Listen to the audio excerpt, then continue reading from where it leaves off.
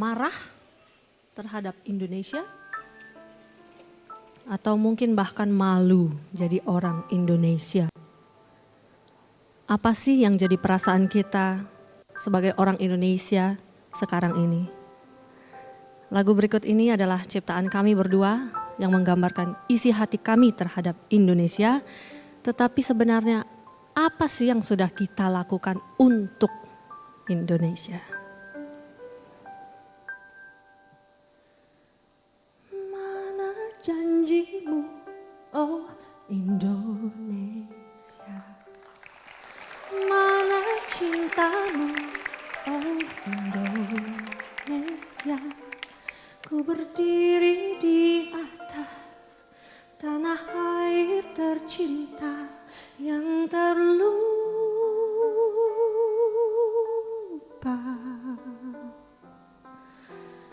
Dulu harapanku Indonesia, dulu juaraku Indonesia.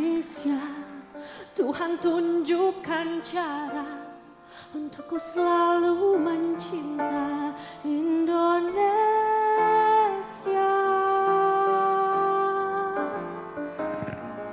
Tuhan masih sayang, Tuhan masih jaga. Dari Sabang sampai Merauke, aku Indonesia.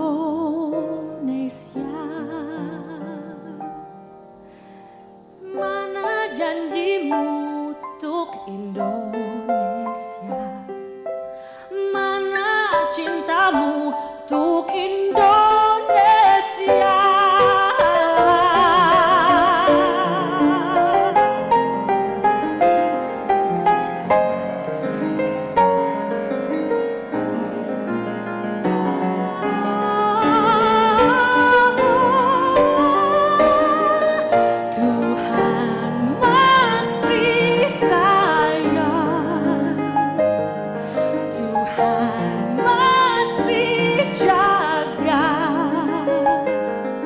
Dari Sabang sampai Merauke, aku Indonesia.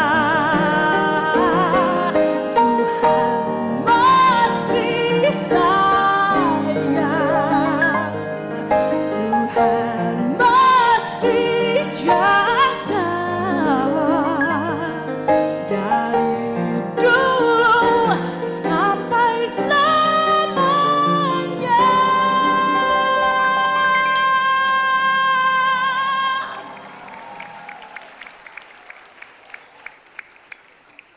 Aku Indonesia,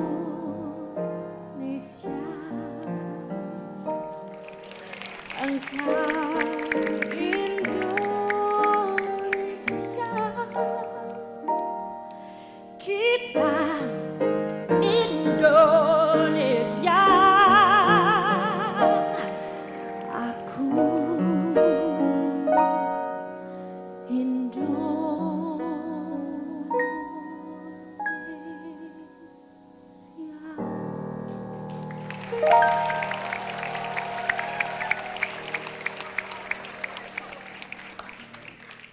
Upacara dikatakan sama persis dengan di darat karena seluruh rangkaian upacara di darat juga dilaksanakan di dalam laut ini. Misalnya seperti tanda kebesaran buka, kemudian pembacaan proklamasi kemerdekaan Republik Indonesia, selanjutnya tanda kebesaran tutup, dan ada juga pembacaan Undang-Undang Dasar 1945 dan Andika Bayangkari. Yang menjadi kolonel komandan ataupun komandan upacara dalam upacara bawah air ini, yakni Kolonel Laut Pelaut Imam Musani, sementara yang menjadi inspektur upacara yakni Laksamana Pertama TNI Pulung Prambudi yang sehari-hari menjabat sebagai Komandan Lantamal 1 Belawan. Dan upacara ini juga dipandu oleh Letu Infanteri Fitra Gayo. Dan jika berbicara soal tujuan, upacara bawah laut ini dilakukan untuk menumbuhkan rasa nasionalisme masyarakat serta memperkenalkan kekayaan bawah laut yang dimiliki Indonesia, khususnya yang ada di Sabang, Aceh ini.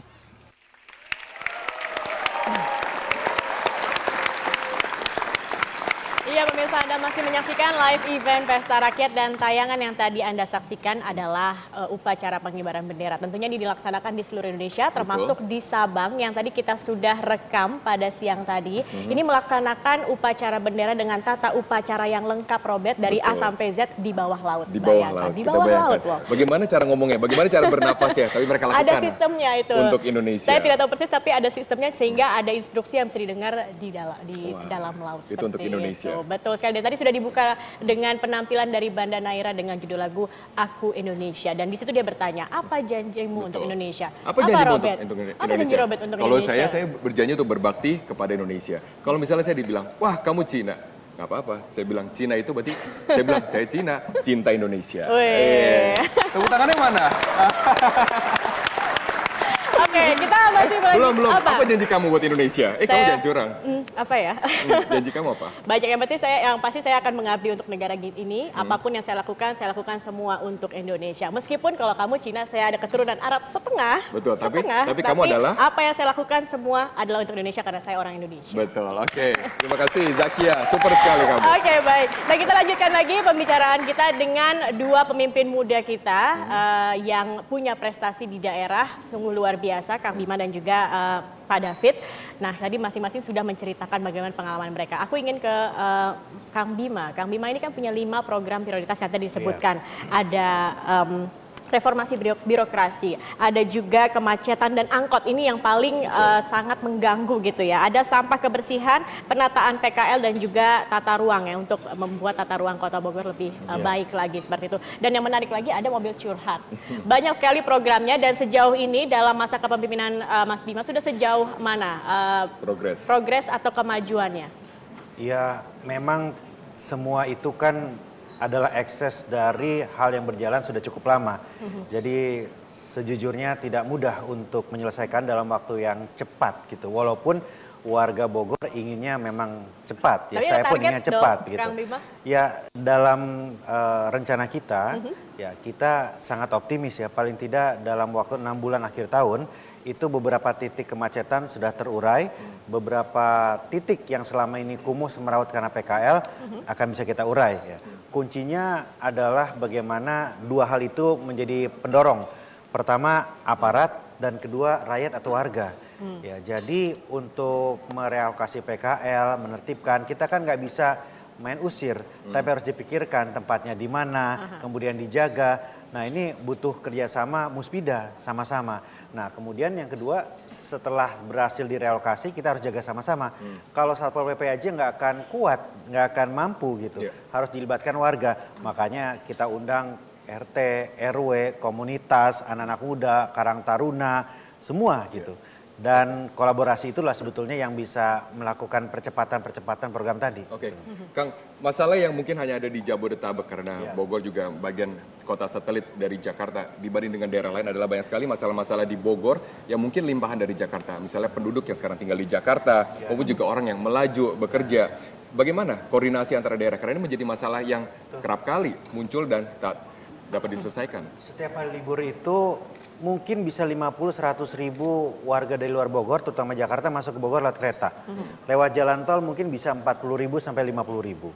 Ya, jadi arusnya itu kencang sekali. Setiap hari biasa 600 ribu komuter dari kabupaten kota bolak-balik ke Jakarta. Nah jadi saya cukup sering koordinasi informal, cukup lewat BBM atau WhatsApp dengan Ahok. Gitu untuk diskusi gimana caranya gitu karena kalau nggak ditata dengan baik nanti bottleneck stuck semua. Orang Bogor stres, orang Jakarta juga stres gitu. Jadi kerjasama untuk membangun sistem transportasi yang terintegrasi itu mutlak harus dilakukan. Oke, baik. Nah, kalau Pak David tadi kan sudah banyak sekali ya program dan juga cara Bapak untuk lebih mendekatkan diri kepada masyarakat dan juga bagaimana untuk memperbaiki kabupaten Bapak seperti itu. Ada satu sebenarnya Robert, ini program yang sudah dicetuskan oleh Kemendagri yang bernama MPTGR atau Majelis Pertimbangan Tuntutan Ganti Rugi, dan ternyata Pak David ini adalah bupati pertama yang menerapkan sistem tersebut. Nah, ini bagaimana nih Pak? Apa sih sebenarnya fungsinya dari MPTGR ini? Begini, dalam rangka pemberantasan korupsi, tentunya kita sering menemukan ada pelanggaran-pelanggaran administrasi maupun pelanggaran di bidang keuangan oleh aparat kita dan juga oleh pihak-pihak ketiga. Oleh karena itu, untuk mengurangi kerugian negara, maka kami laksanakan majelis tuntutan ganti rugi ini dengan menempatkan personil yang kami pakaikan baju hakim, kemudian mereka bikin sidang, memanggil satu-satu yang orang-orang yang tertuntut. Akhirnya mereka diberitahu bahwa pelanggaran Anda seperti ini, sehingga Anda harus mengembalikan uang seperti ini. Dan itu diputuskan. Ini dalam rangka mengurangi penyimpangan daripada keuangan itu kita. tidak tiba-tiba dengan PT UN misalnya? Oh tidak. Masalah administrasi? Tidak. Persoalan begini, kadang-kadang masyarakat itu menyampaikan kepada kami bahwa ada temuan pihak ketiga tentang penyelenggaraan suatu kegiatan proyek. Setelah kami turunkan tim, ternyata benar. Sebelum terjadi keterlanjuran pembayaran, kami langsung panggil, langsung kami sidangkan, dan itu alhamdulillah bisa diselesaikan dengan baik. Sejauh ini sudah berapa banyak Pak sidang-sidang atau masalah yang ditemukan? Kami melaksanakan sidang tiap 3 bulan. Dan itu menyangkut PNS dan juga menyangkut pihak ketiga. Misalnya ada hotel yang tidak membayar pajak, restoran yang tidak bayar pajak, kami panggil. Ini khusus untuk swasta? Khusus Kabupaten Gorontalo. Satu lagi yang menarik. Kalau untuk PNS itu misalnya ada keterlanjuran biaya perjalanan dinas. Supaya jangan ini jadi masalah korupsi yang berkepanjangan, sehingga kami harus tuntaskan dengan sidang majelis TGR. Satu lagi yang menarik, ada perkataan dari Pak David bahwa pemimpin itu harus berhayal. Ya. Kang Bima pernah dengar nggak? Pemimpin harus berhayal. Kira-kira setuju nggak? Apa sih Pak pemimpin harus berhayal? Hayalan apa yang Bapak Kalau punya? kebanyakan Begini. berhayal nanti nggak kerja dong Pak. Begini, saya sejak jadi bupati sudah melakukan pelimpahan kewenangan kepada kepala desa. Ada 223 urusan saya serahkan kepada kepala desa. Kemudian ada 137 kewenangan saya serahkan kepada camat, 97 kewenangan kepada SKPD, kemudian 41 kewenangan pada Sekda, dan 52 kewenangan pada wakil bupati. Sehingga kewenangan bupati itu seluruhnya saya serahkan berdasarkan peraturan bupati. Sehingga saya katakan pemimpin itu harus berhayal, karena kita harus memikirkan apa yang diinginkan oleh rakyat ini sebenarnya. Nah, dengan kebijakan itu maka kita bisa menuangkan dalam program-program SKPD yang sudah memang merupakan kewajiban mereka. Pemimpin harus berhayal, dan mungkin hayalnya sambil dengar lagu jazz, sambil dengar lagu Kang. Paling enak mah lagu apa ya? Kang Bima apa? Lagunya apa? Sukanya? Lagu favorit ya? Lagu favorit ya banyak banget, kecuali jazz nggak terlalu sebenarnya. Terlalu. Jadi Dangdut lagunya apa? oke, pop oke. Pop oke. Tapi bagaimana kalau berhayal sembari dengar lagu rock? Iya. Rock. Siapa itu? Siapa? Ada di sini pemirsa. Jadi Saya akan bukan undang. berhayal itu ya, kita berhayal positif Betul, ya. berhayal Betul positif. sekali. Untuk memikirkan kepentingan Nah, masyarakat. Baik, ada nanti- pemimpin yang suka berhayal dengan mendengarkan lagu rock dan juga suka main bola, karena hari ini dia habis main bola. Oke, Zakia. siapa dia nanti akan kami hadirkan setelah jeda pariwara berikut ini. Tetap bersama kami di live event Pesta Rakyat. Teman-temanku, sebangsa setanah air, 17 Agustus harus kita maknai betul sebuah kemerdekaan yang hakiki. Artinya kemerdekaan yang bertanggung jawab, kemerdekaan yang bukan hanya berpikir soal hak saja, tetapi juga kewajiban. Selamat Hari Kemerdekaan, bangsaku. Semoga bangsa ini tetap ada, utuh, kuat, dan satu.